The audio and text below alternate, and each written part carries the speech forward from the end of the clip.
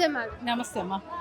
అంటే మీరు ఇక్కడికి వచ్చిండ్రు కదా, కాంగ్రెస్ పాలన మీకు ఎట్లా అనిపిస్తుంది? కాంగ్రెస్ పాలన ఎట్లా అనిపిస్తుంది అంటే ఇప్పుడు ప్రస్తుతం చూస్తున్నాం కదా, పొద్దున్న లేచిన దగ్గర నుంచి బూతులు తప్పితే ఏమీ కనబడట్లేదు. ప్రజాపాలన అనేది ఎక్కడుంది, ఏ విషయంలో ఉంది? చాలా స్కీమ్స్ ఉన్నాయి కదా, అవి స్కీమ్స్ ఒక్కటి అమలైందో మాకు చూపించండి. మీకేం ఇప్పుడు ఏ రోజుకి ఆ రోజు మా కేటీఆర్ అన్న అడుగుతానే ఉన్నాడు, అసెంబ్లీలో నిలదీస్తానే ఉన్నారు. బీఆర్ఎస్ అపోజిషన్గా ఉన్నా కూడా వాళ్ళు నిజాలే మాట్లాడుతున్నారు కదా. ఇంకా ఎంతసేపు ఏంటంటే బీఆర్ఎస్ పార్టీని తొక్కాలని, ఏదో అణచాలని ఏదో ప్రయత్నము. కేసీఆర్ గారు తెస్తేనే కదా ఈ తెలంగాణ వచ్చింది. మేమిచ్చినా అంటారు. ఎంత కష్టపడితే ఇచ్చిండ్రు తెలంగాణ? అయితే మరి కేసీఆర్ ఎందుకు అసెంబ్లీకి రావట్లేదని ఎవరు చెప్పారమ్మా? ఆయన వస్తానంటే కూడా వస్తున్నా అంటేనే వీళ్ళు భయపడుతున్నారు కదా.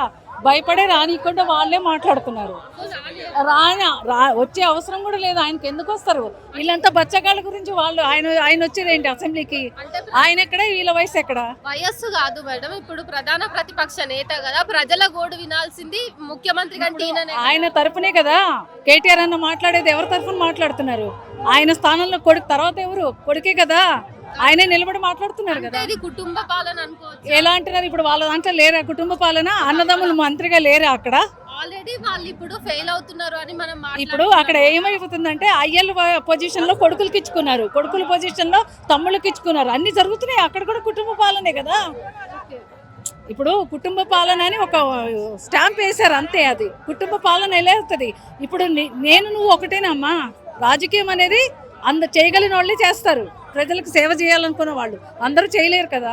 అయితే ఇప్పుడు కాంగ్రెస్ పార్టీ మీద అందరికి వ్యతిరేకత వచ్చింది అని అంటున్నారు కదా, మరి ఈ మీటింగ్ లో మీరు ఎట్లాంటి కార్యాచరణను ప్లాన్ చేస్తారు?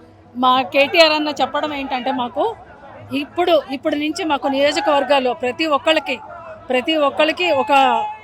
ఒక ఐడెంటిఫై చేసుకుని, ప్రతి ఒక్క యూత్లకు కూడా, యూత్గా ఉన్న వాళ్ళకి అవకాశాలు ఇచ్చి, ప్రతి ఒక్కరిని బీఆర్ఎస్ అనే పార్టీ మళ్ళీ మన మన మన మన స్వతంత్రం, మన తెలంగాణది మనం తెచ్చుకునేటట్టు ఆయన దీంట్లో నడవాలి అని చెప్పి అనుకుంటున్నాం మేము అందరం.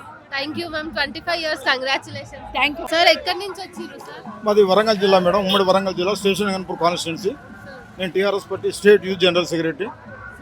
ఆ 16 నెలల కాంగ్రెస్ పాలనను చూస్తే మీకు ఏమనిపిస్తున్నది? ఈరోజు మనం తెలంగాణ వ్యాప్తంగా, తెలంగాణ వచ్చిన దగ్గర నుండి కేసీఆర్ పరిపాలనలో కూడా 10 సంవత్సరాల ప్రభుత్వం ఏర్పడిన తర్వాత కేసీఆర్ చేసినటువంటి సంక్షేమ పథకాలు కానీ, రైతులకు సంబంధించినటువంటి ప్రతి నీరు, వారికి ఎరువుల బస్తాలు కానీ, అదేవిధంగా వారికి సంబంధించిన రైతు బంధు, రైతు బీమా, అనేక రకాల రైతులకు సంబంధించినటువంటి అనేక కార్యక్రమాలు చేపట్టి తెలంగాణలో సస్యశ్యామలం చేసినటువంటి వ్యక్తి కేసీఆర్ గారు. అదేవిధంగా పెన్షన్స్ కానీ, వృద్ధాప్య పెన్షన్స్, వికలాంగుల పెన్షన్స్, వితంతుల పెన్షన్స్, కళ్యాణ లక్ష్మి, షాదీ ముబారక్, అనేకమైనటువంటి కార్యక్రమాలు తెలంగాణ ప్రజలకు తన వంతు సహకారంగా మొత్తం ముందటువంటి తెలంగాణ ఏ రకంగా మనం సాధించుకున్నామో ఆ రకంగా తెలంగాణ ప్రజలను కూడా ఆ రకంగా ఒక ఉన్నతమైన స్థానంలో నిలబెట్టాలి. రైతు తెలంగాణకు దిక్సూచి కావాలనే ఉద్దేశంగా పెద్ద ఎత్తున కార్యక్రమాలు చేపట్టి కేసీఆర్ గారు అంత కార్యక్రమం చేసిండు. కానీ ఈ కాంగ్రెస్ ప్రభుత్వం తెలంగాణ ప్రజలు చాలా మోసపోయిండు.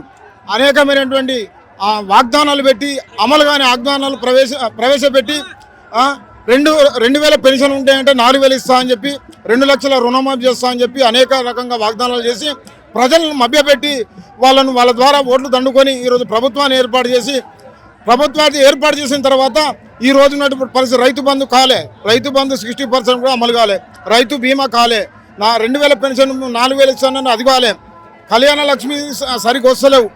అనేక రకంగా చాలా మోసపోయి తెలంగాణ ప్రజలు బాగా ఇబ్బందులు పడి ఈరోజు కేసీఆరే మళ్ళీ రావాలి, కేసీఆరే కావాలి అనే ఒక నినాదంతో ఈరోజు ఇంటి పార్టీ అయినటువంటి టీఆర్ఎస్ పార్టీ 25 వసంతాలు పూర్తి చేసుకొని ఈరోజు ఈ సభకు పెద్ద ఎత్తున యావత్ తెలంగాణ ప్రజలు ఇంటికి ఒక్కరి చొప్పున 10 లక్షల మంది బ్రహ్మరథంగా వస్తూ ఉన్నారు. ఈ యొక్క కేసీఆర్ నాయకత్వాన్ని బలపరిచే విధంగా పెద్ద ఎత్తున మరి యొక్క రాబోయే కాలంలో కేసీఆర్ రావాలనే నినాదంతో ఈరోజు తండోపతండలుగా వస్తూ ఉన్నారు. సార్, మొన్నటి ఎలక్షన్స్ లో కేసీఆర్ గాని బీఆర్ఎస్ గాని ఓడిపోవడానికి కారణాలు ఏవై ఉండొచ్చు? అదే చెప్తున్నా మేడం, కాంగ్రెస్ పార్టీ అమలు చేయని వాగ్దానాలతోని ప్రజలు మోసపోయిండు. అయ్యో 10 సంవత్సరాలు కేసీఆర్ చేసిండు కదా, ఈ ఒక్కసారి వీళ్ళకి ఇస్తాం, 2 లక్షల రుణమాఫీ చేస్తా అన్నాడు కదా, కేసీఆర్ 1,00,000 రూపాయలు చేసిండు, 2 లక్షలు చేస్తా అన్నాడు, 4 లక్షల పెన్షన్ ఇస్తా అన్నాడు, బోనస్ ఇస్తా అన్నాడు, అనేక రకాల వాగ్దానాలు చేసిండు. అనే ఆశతోని వాళ్ళు ఈ ఓట్లు వేసి గెలిపించడం ఇది. అదే 16 నెలల కాలంలో కూడా ఈరోజు తెలంగాణ ప్రజలకు నిజంగా వాళ్ళకి అర్థం చేసుకొని అమ్మో ఇలాంటి వ్యక్తి ఉంటే 5 సంవత్సరాల లోపల మొత్తం తెలంగాణ నాశనం అవుతుంది కాబట్టి మళ్ళీ కేసీఆరే రావాలి అనే ఉద్దేశంతో ఈరోజు కార్యక్రమాన్ని పెద్ద ఎత్తున విజయవంతం చేసేందుకు తండోపతండాలుగా వస్తూ ఉన్నారు. Thank you madam.